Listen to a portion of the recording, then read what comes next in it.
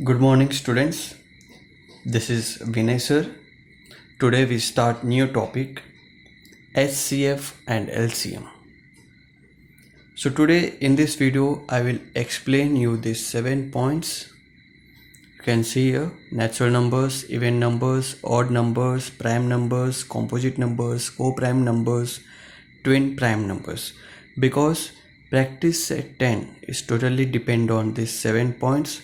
So if you understand these 7 points, so easily you can solve practice set 10 on your own. So listen carefully and try to understand. Okay, now we start with natural numbers. Natural numbers are start from 1, and these natural numbers are all positive numbers. We start from 1, okay, 2, 3, 4, like we have unlimited numbers. Okay, now next, even numbers. What are even numbers? Even numbers are nothing but multiples of 2. Multiples of 2. Suppose for example 2 1s are 2, 2 2s are 4, 2 3s are 6. That means even numbers start from 2. Next number will be 4. That means 2 2s are 4. Next number will come 6, like 8, 10, 12, and we have unlimited even numbers. Apart from this, except these numbers, the remaining numbers count as odd numbers, like 1, 3, 5, okay, 7, 9, 11, and we have unlimited numbers. Now we move to prime numbers. Now see here, prime numbers, it has only two factors, that are 1 and itself. Suppose for example, I will take one number here for you. I will take 3. So factors for 3. Factors means that number divide by which number, or that numbers comes in which table. Like 3 comes in one table and in itself 3 table. So 3 is a prime number. Now we'll take a big number like 11. 11 is also comes under 1 and itself. That means this number will be divided by 1 or by itself only. Let's see few more example. You can take any number from like 17. If I am taking a 17, this number will be divided by 1 and by itself only. That means prime number में सिर्फ 2 ही factors होना चाहिए. कौन सा 2 factors होना चाहिए? एक और वही number same. Okay, this is we call it as prime numbers. तो प्राइम नंबर्स देखो कहाँ से स्टार्ट होगा. 2 भी एक ऐसा नंबर है जो सिर्फ 1 के टेबल में आएगा और 2 के टेबल में आएगा. फिर 3 है, फिर 5. 4 क्यों नहीं है? क्योंकि 4 1 के टेबल में आता है, 2 के टेबल में 2 2 जा 4, फिर 4 के टेबल में भी आता है, तो इसलिए वो नहीं. फिर 6 भी नहीं. 6 क्यों नहीं है? क्योंकि 6 2 के टेबल में भी आता है, 3 के टेबल में भी आता है और 6 के टेबल में भी आता है. So that's why. इसके बाद आता है 7. फिर इसके बाद डायरेक्ट 8 नहीं, 9 नहीं, 10 नहीं, 11. फिर 11 के बाद 13 के बाद 17. ऐसे बहुत सारे नंबर्स है. आगे का आप लिख सकते हैं और क्या क्या आ सकता है. Okay, now C fifth point, composite numbers. It has more than 2 factors. मतलब इसमें 2 से ज़्यादा फैक्टर्स होगा. जैसे प्राइम फैक्टर्स में सिर्फ 2 ही फैक्टर्स, वो भी कौन सा फैक्टर्स होना चाहिए? 1 एंड इटसेल्फ. लेकिन कॉम्पोजिट में ऐसा नहीं, इसमें बहुत सारा नंबर्स होता है. जैसे कि अब मैं छोटा ही नंबर लूँगा 4. जैसे 4 का फैक्टर से 1, क्योंकि 1 के टेबल में 4 आता है. 2 के टेबल में भी 4 आता है और 4. This 3 are factors of 4. और ये 2 से ज़्यादा है ना, मोर देन 2 फैक्टर्स, तो एक कॉम्पोजिट हो गया. Now let's take one more example, 12. 1 के टेबल में आता है 1 12 जा 12, 2 के टेबल में आता है 2 6 जा 12, 3 के टेबल में आता है 3 4 जा 12, 4 के टेबल में आता है 4 3 जा 12, 6 में आता है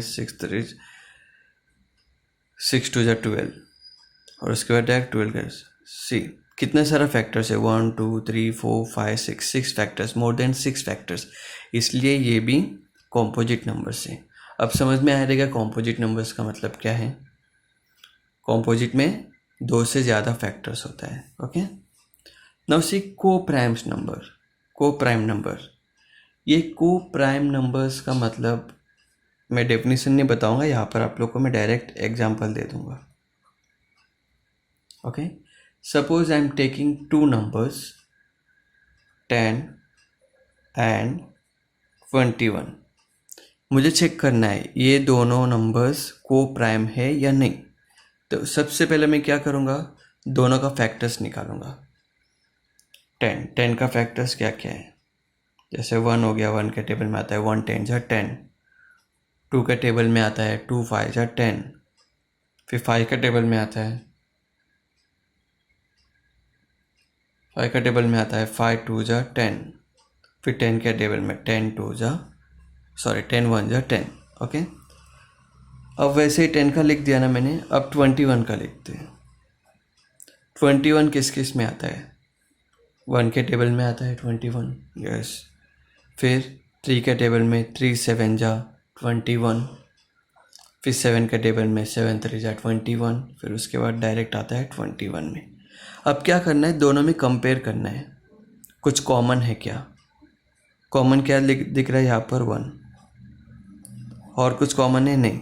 तो जब ऐसा होता है सिर्फ एक ही number common, that's also 1 has a common factor in 2 numbers, then it will call it as coprime. तो मैं यहाँ पे बोल सकता हूँ कि 10 एंड 21 आर को प्राइम।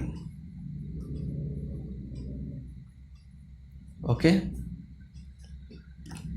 ये दोनों क्यों को प्राइम हुआ, क्योंकि दोनों में number 1 is a common factor, दोनों में कॉमन फैक्टर 1 है, इसलिए वो दोनों भी को प्राइम हुआ।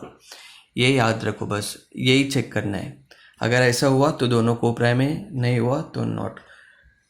सपोज फॉर एग्जांपल एक और मैं लेता हूँ तुम्हारे लिए, 3 एंड 8 का मुझे देखना है अभी। तो सबसे पहले मैं क्या करूँगा, 3 का फैक्टर्स लिखूँगा। 3 का फैक्टर्स 1 है और 3 है, बस। अब मैं 8 का फैक्टर चेक करूँगा। 8 का फैक्टर्स 1 होगा, 2 होगा, फिर 4 भी होगा, फिर उसके बाद डायरेक्ट 8। अब मैं दोनों में कंपेयर करूँगा तो 1 एज अ कॉमन फैक्टर, तो ये भी क्या हो गया, 3 एंड 8 आर को प्राइम। अब क्लियर हुआ रहेगा आप लोग को प्राइम का मतलब क्या है। अब देखते हैं ट्विन प्राइम नंबर्स। तो यहाँ पे देखो ट्विन प्राइम नंबर्स क्या बोलता है, डिफरेंस बिटवीन 2 को प्राइम नंबर इज 2।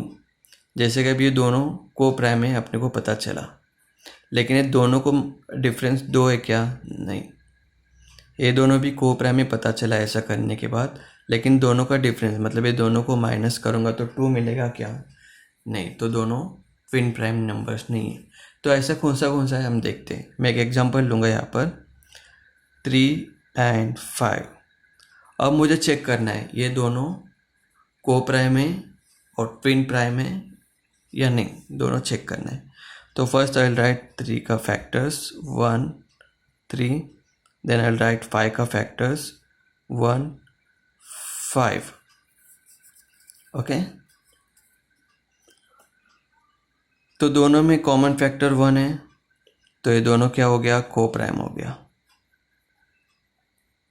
अब मुझे देखना है ट्विन प्राइम है कि नहीं। ट्विन प्राइम का कैसे पता चलेगा, डिफरेंस 2 होना चाहिए दोनों का difference, that means 5 - 3 is equals to 2।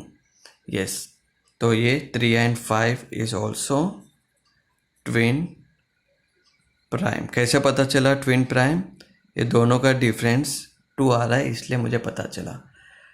So you can take one more example here, like 11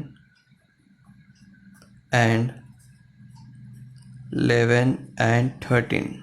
तो सबसे पहले मैं 11 का फैक्टर्स लिखूँगा 111, देन आई विल राइट 13 का फैक्टर्स 113, दोनों में कॉमन क्या है 1 है ना, दोनों में 1 एज अ कॉमन फैक्टर, तो दोनों क्या बन जाएगा को प्राइम।